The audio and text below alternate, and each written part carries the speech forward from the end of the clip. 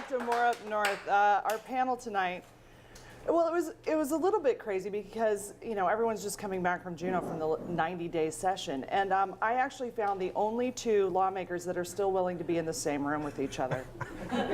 Seriously. After 90 days, they were all like, no. Well, are there other No. They weren't going to do it. So I found the two that are still talking to each other, and I'm thrilled. Les Gara is here. He was elected in 2002. He represents the Downtown District 23. He's an attorney, a writer. He's a hell of a fly fisherman. That's what he keeps telling me. That's what I tell people. Haven't seen it.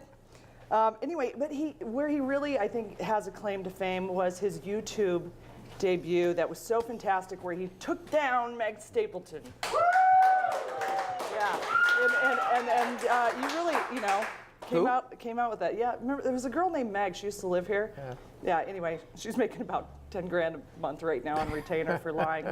And then Senator Bill Wielechowski, who I like to refer to as the best Bill in Juneau. You're not a Bill. Don't get jealous.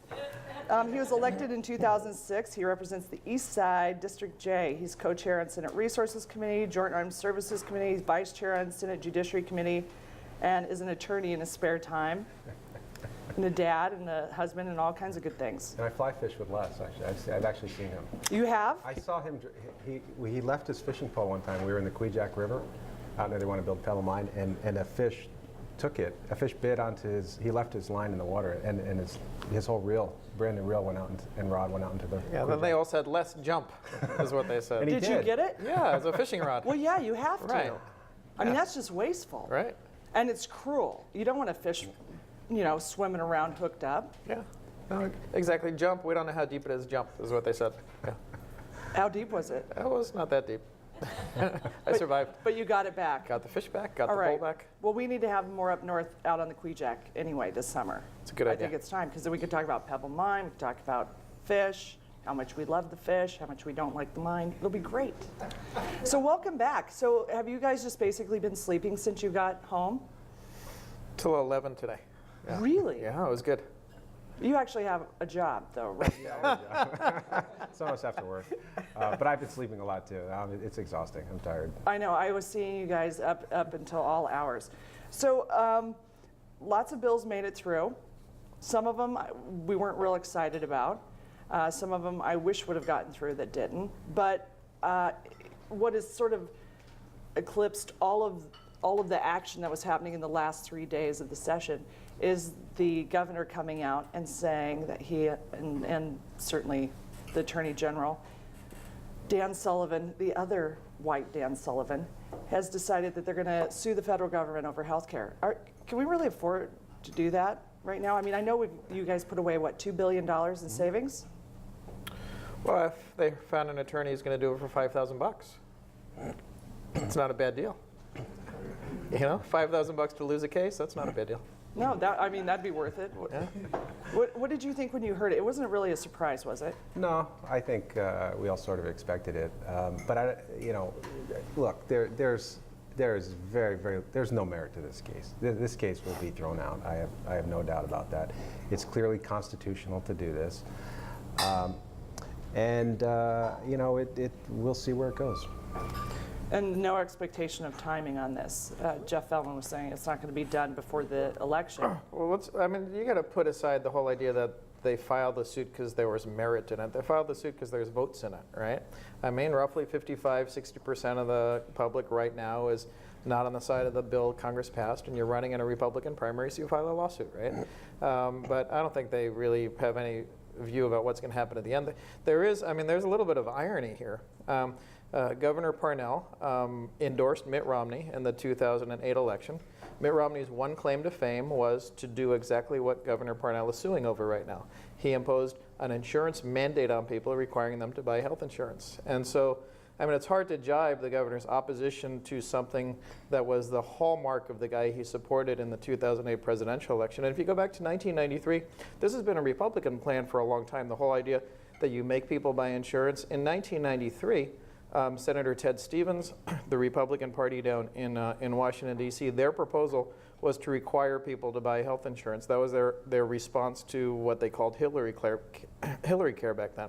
So I get, it was okay as a Republican idea, but when it's a Democratic idea, you've got to express outrage. It's politics. Can you imagine?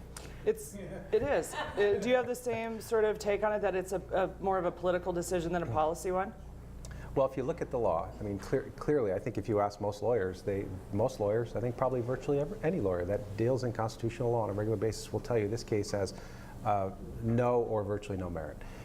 But if you look at the political points, Les is right. I mean, you go back 15, 20 years, and you see that this is exactly what was being proposed 20 years ago by the Republicans, and there was no opposition then. There was no hue and cry, and Mitt Romney did this exact same thing in his state. And so, yeah, you wonder what really is the cause of this. And the other interesting thing is, which I think most Alaskans don't realize, is the number of Alaskans who actually get health care through their government somehow. When you add up the totals who receive some sort of state, federal, local, or native health care, it's about 70%, 65 to 70% of Alaskans are actually receiving some form of health care from the government already. I mean, here's the shame. No, wait, I'm not ready for you yet. Because You have to be. No, because I'm back on that. I'm like, what? So we already have, between Denali Kid Care, whatever, Medicare, Medicaid, VA benefits, Indian Health Services, all the people that work for the federal government, all the people that work for the state government, all the people that work for the municipal government, all of those borough governments, all of those people that are already getting insurance are already getting it through a federal program. Either federal or state or municipal muni, program. but a government program. Yes. So is there some sort of like, let's take that back? Because, I mean, I didn't see that lawsuit, like we're gonna take away everybody's health care. I haven't heard that. Yeah, okay, now you can go. Do I get to interrupt now? Please, it was blowing my mind. I don't do it on the outside so you can see. I hate to say that there might be some politics here, right? I mean, first you've got the governor sort of reversing his position. It was okay for him when he was in the legislature and Ted Stevens was proposing this for him to not say anything back then. It was okay when he endorsed Mitt Romney for him not to say anything, but now there are votes to be had, and I understand that that's politics.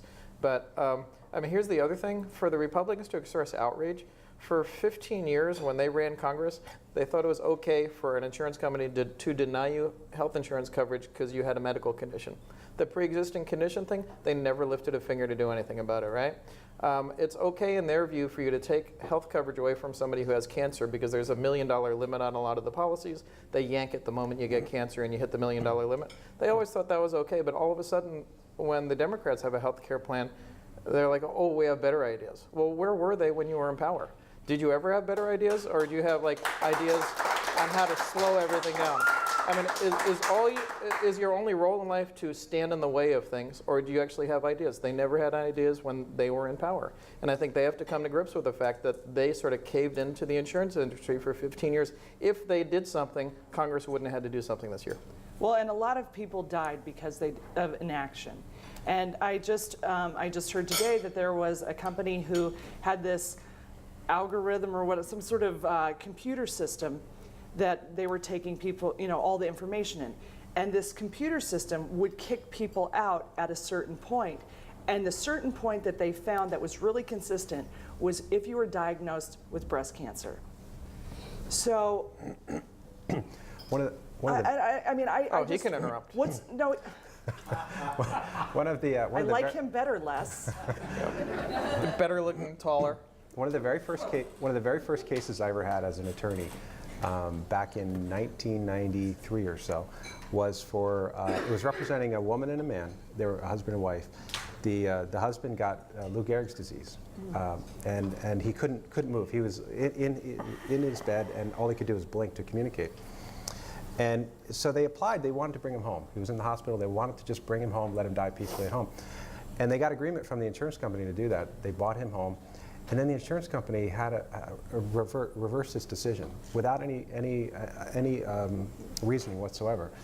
And they said, no, we're not going to pay for you to be at home, even though being at home was about a quarter of the cost of having him in the hospital. And so she came to us and she said, this is crazy. It doesn't comply with the insurance policy. So we filed a lawsuit over it. We did some discovery and we found out that they did exactly what you're saying. They ran this model and they figured out if they kept him in the hospital, he was more likely to die. It would cost him more per month, but he would die quicker. And so when you added that up, it was a money decision, and they would have had to pay out less than had he actually been at home. You want a Me Too? No, it's just really sick. And so what I'm lining up is that for political votes, for just votes, or because your opponent, Ralph Samuels, who by the way is taking credit for this lawsuit because he's saying that he pressured Sean Parnell to do it, the fact that you would side with insurance companies, I mean, that's what Sean Parnell is doing. He's basically doing exactly what they want in fighting this healthcare legislation. Let me tell you.